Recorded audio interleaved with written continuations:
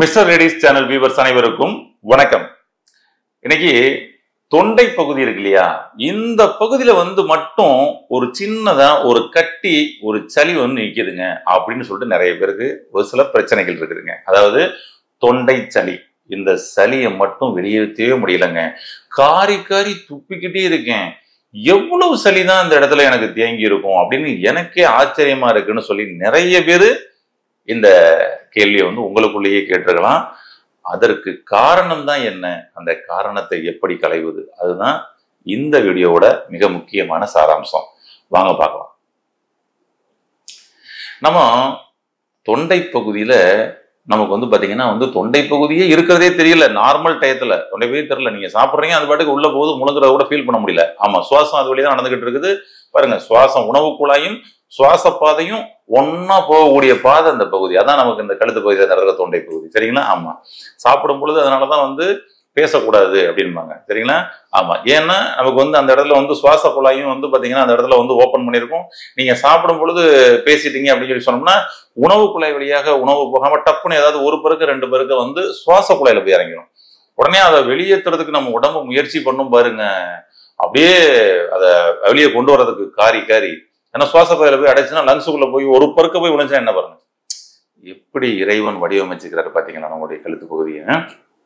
அப்ப நம்ம சுவாசம் சுவாசிக்கணும் மூக்கு வழிய, ஆனா அவர் இந்த சுவாச பாதையில போய் சுவாச குழாய் வழியாக போய் உள்ள லங்ஸுக்கு போகணும். அதுக்கு பக்கத்திலேயே உணவு குழாய் இருக்குது. நம்ம சாப்பிட்றோம் சாப்பாடு, அது பாத்தீங்கன்னா நேர டைரக்டா உணவு குழாய்க்குள்ள போகணும். அங்க சுவாச குழாய்க்குள்ள போகக்கூடாது. இங்க ஒரே ஒரு வால்வு அங்க பாத்தீங்கன்னா இப்படி மாத்தி மாத்தி க்ளோஸ் பண்ணிட்டு இருப்பாரு. அதனாலதான் சாப்பிடும் பொழுது பேசக்கூடாது. சாப்பிடும் பொழுது பேசினா அது புறையேறிக்கிறோம். புறையேறினா காரணம் அதுதான், சுவாச பாதையில போறது. அப்ப இந்த விஷயத்த நம்ம இது பண்ணிடுறோம். கரெக்ட். ஆனா நமக்கு இந்த இடத்துல ஒரு சளி கட்டிக்கிறதுங்க, என்னங்க காரணம்?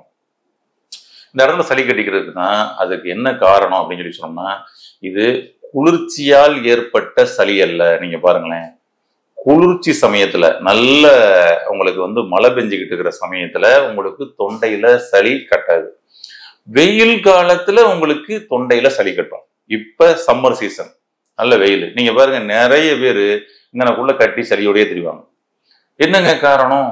குளிர்ச்சியாலேயே வந்துச்சு? கிடையாது, வெப்பத்தினால ஏற்பட்டது. தொண்டையில சளி கட்டுச்சுன்னா உங்களுக்கு பெருங்குடல்ல மல தேக்கம் இருக்குன்னு அர்த்தம். அவ்வளவுதான், ரொம்ப சிம்பிள். இந்த மல தேக்கம்ன்றது ஏன் ஏற்பட்டுச்சு? அதிகப்படியான வெப்பத்தினால. அதிகப்படியான வெப்பத்தினால லார்ஜ் இன்டெஸ்டைன்ல மலம் தேங்கி இன்னும் வெப்பம் அதிகமாச்சு அப்படின்னா உங்களுடைய தொண்டையில இந்த இடத்துல சளி கட்டிக்கிறோங்க.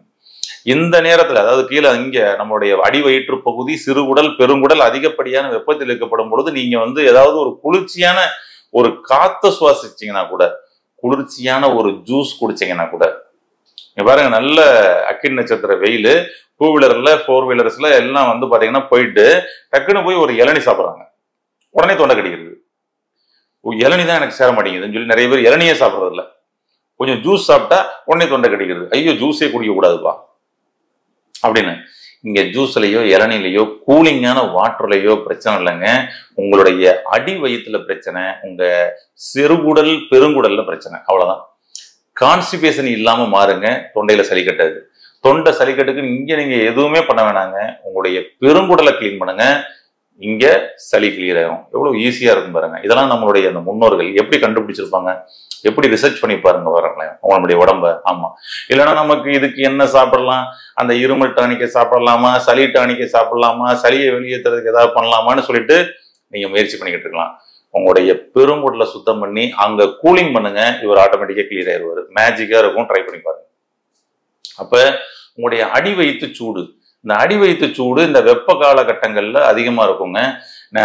குளிர்காலத்திலையும் ஒருத்தருக்கு சூட்டுனால வர்றதுக்கு வாய்ப்பு இருக்கு. ஏன்னா அவரும் பாத்தீங்கன்னா அங்க அடி வயிற்று சூடு அதிகமா வச்சிருப்பாரு. அப்ப சீட்டட் ஒர்க் அதிகமா சீட்டட் ஒர்க் பண்றாங்க. ஜீன்ஸ் பேண்ட் போட்டு அதிகமா இன்னைக்கு சீட்டட் ஒர்க் பண்றாங்க. தவறுதான், மிகப்பெரிய தவறுதான். ஓகேங்களா? ஏன்னா வெப்பம் வெளியேறதுக்கான பாதை, காற்று வெளியேறதுக்கான பாதை அடைச்சு க்ளோஸ் பண்ணி உட்காண்டோம்னா எப்படிங்க இருக்கும்?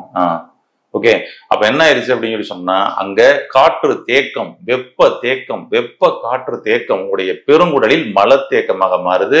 அதுதான் கான்ஸ்டிபேஷன் பிரச்சனையை கொடுத்துருது. அப்ப கன்ஃபார்மா உங்களுக்கு தொண்டையில சளி கட்டி இருந்தா மலச்சிக்கல் இருக்கும் அப்படின்றத நீங்க புரிஞ்சுக்கங்க. உங்களுடைய மலச்சிக்கலை சரி செய்தால் போதும், ஆட்டோமேட்டிக்கா தொண்டையில இருக்கக்கூடிய சளி சரியாயிரும். தொண்டையில ஏற்படக்கூடிய பல பிரச்சனைகளுக்கு காரணம் வேற எங்கேயோ இருக்குதுங்க. எப்படி பாருங்களேன், நம்ம ஆனா இங்கதான் பிரச்சனைன்னு சொல்லி நினைச்சுப்போம், அவ்வளவுதான். அதனாலதான் வந்து பாத்தீங்கன்னா வந்துட்டு நம்ம ரூட் காசஸ் அப்படின்றது எங்க அறிகுறி காமிக்குதோ அந்த அறிகுறி காமிக்கிற இடத்துலயே இருக்காது, அதை முதல்ல புரிஞ்சுக்குங்க அப்படின்பாங்க நம்ம என்னோட குருக்கள்லாம். ஓகேங்களா, அதோட மூல காரணம் எங்கேயோ வேற எங்கேயோ இருக்கும். எப்பவுமே சூட்சமா தான் இப்படிதான் நமக்கு வந்து நம்முடைய முன்னோர்கள் சொல்லி வைப்பாங்கன்னு நிறைய விஷயங்களை சொல்லுவாங்க. அந்தபடி பார்த்தோம்னா உங்களுடைய பெருங்குடலை கிளீன் பண்றதுக்கு இன்னைக்கு மலச்சிக்கலை சரி செய்ய அப்படின்னு சொல்லிட்டு நிறைய நம்ம வந்து வீடியோ கொடுத்துக்கிறோம். நம்ம மிஸ்டர் லேடிஸ்ல நீங்க பார்க்க முடியும். அந்த பழைய வீடியோஸ் எல்லாம் எடுத்து பாத்தீங்கன்னா சரி செஞ்சுக்கலாம். ஏன்னாங்க மலச்சிக்கலுக்கு போய் ஏகப்பட்ட டிப்ஸ் கொடுத்துக்கிறீங்க, ஒவ்வொரு வீடியோவிலையும் ஒவ்வொரு டிப்ஸ் கொடுத்துக்கிறீங்க. நாங்க எந்த டிப்ஸை தான் ஃபாலோ பண்றதுன்னு கூட நிறைய பேருக்கு இருக்கலாம். ஒவ்வொருவரும் இங்க யூனிக்னஸ் தான், ஒவ்வொரு பாடியும் இங்க தனித்தன்மை வாய்ந்தது தான். ஒவ்வொரு நோயாளிகளுக்கும் ஒவ்வொரு நோய்களுக்கு தக்கன மருந்துகள் நிச்சயமாக வந்து மாறும் உங்களுக்கு. அப்ப எந்த மருந்து அதுல சூட் ஆகுதோ அதை நீங்க பயன்படுத்திக்கலான்றதுக்காக தான் ஒவ்வொரு டிப்ஸும் அதுல வந்து கொடுத்துக்கிறோம், பயன்படுத்துங்க. உங்களுக்கு இந்த பதிவுல ஈஸியா உங்களுடைய மலச்சிக்கல் சரி செய்வதற்கு உங்களுக்கு சொல்லணும்னா, தொண்டை சளியும் உங்களுக்கு வந்து கிளியர் ஆகணும்னா பெஸ்ட், இரவு நெல்லிக்காய் ஜூஸ் சாப்பிடுங்க. இரவு ஒரு நெல்லிக்காய் ஜூஸ் எடுக்கிறது உங்களுக்கு காலையில மலம் எவ்வளவு எளிமையா பிரியுதுன்னு பாருங்க, ரொம்ப சூப்பரா இருக்கும்.